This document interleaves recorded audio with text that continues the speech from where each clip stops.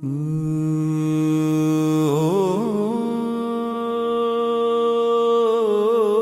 नमः शिवाय। ओम नमः शिवाय।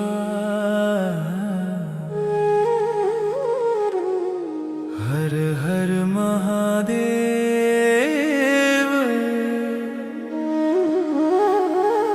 हर हर महादेव।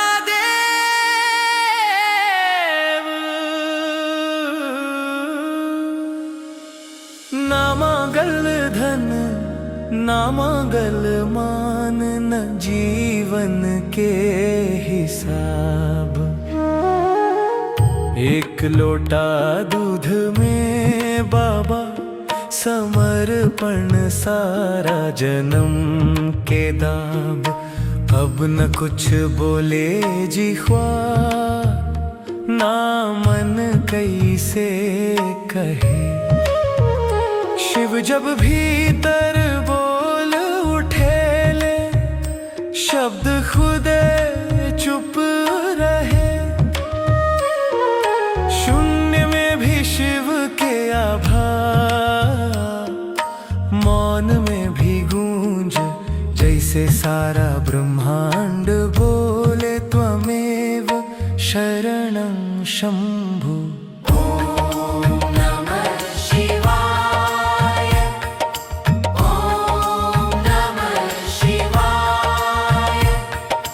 हर हर महादेव, हर हर महादेव, हर हर महादेव।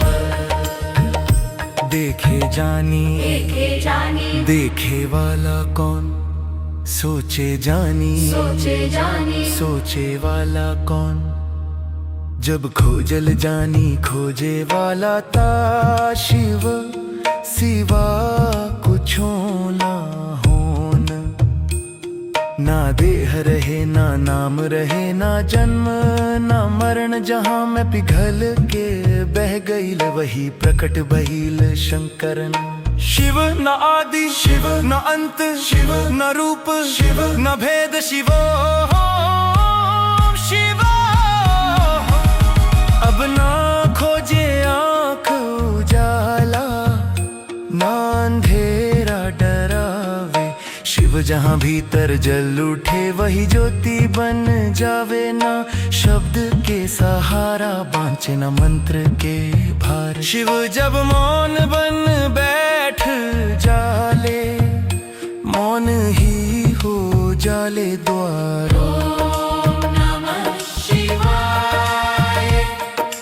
ओम नमः शिवाय। हर हर महादेव, हर हर महादेव, हर हर महादेव। आज अगर सब छूट रहल बाता, आनंद काहे ना हो। जे खुदे शिव बन गईल भीतर, ओ फिर अधूरा काहे हो। छूट गईल चाह छूट गईल, भय छूट गईल हर हिसाब। शिव के चर में ठहर गईल, जब मिट गईल जन्म मन के दाब। न मंदिर खोजे न मूरत न तीर्थ के राह, जहाँ शिव साकार भइले मन में उहे कैलाश ठाह। कैलाश ना पहाड़ में बाना बर्फ के सीन, जे मन शिव में स्थिर हो जाला, उहे कैलाश में लीन। अब ना कुछ मांगे प्राणी, न कुछ छोड़े मन।